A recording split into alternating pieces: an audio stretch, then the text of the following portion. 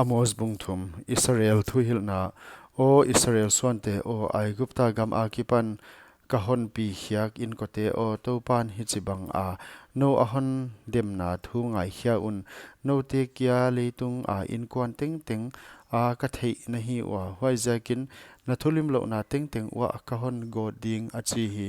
zolni na sep aki thukim ke un mi ni apai khom ding wa hia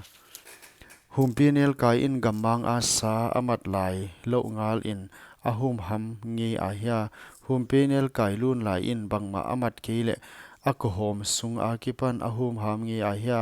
ama adia ta a keile leitung a thanga avasa a ok thei a hia thang pen bangma ok lo in leya kipan in akisai dia hia khopi a mi launa lo a pengkul amut ding wa hia topa hi lo in khopi a holim hi lo hoi lo na a hong om dia haya hia diktat in topa pathian in anasem mi azol ni te kyanga athuguk hil lo in bangma a hi ke ding hi humpinel kai ahum ham a kwa a hia law lo ding topa pathian in thu again a kwan a hi again lo thei ding samaria tung gikna asdot kumpipa in tele Aigupta gam kumpipa in te a gen unla Samaria tang tung te a ki khom unla huai a boy na lian tak omte le huai laka simmo na omte en un chi in a kumpipa un in te a hiam gam na le ki suam na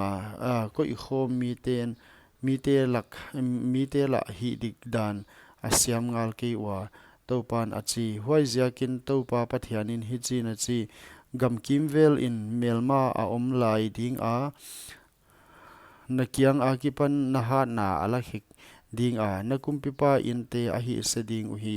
topan hi chi in a chi belampu in humpinel kai kam akipan a he ni hiam bilthem hiam ahon hia bang in hujibang in Samaria teng Israel te lupna nung le lupna maimom puan phan lukham them to huthiak ina omding uhi ngai un la Jacob in kote tung a theisak un Israel tat lek na te ama tung a kagot le huai ni chiang in Bethel a mai tam te leng kagot ngal dia mai tam ki te tan khia kina om ding wa leya akeding u sepai te pathian topa pathianin achi hi huan phalbi le nipi ni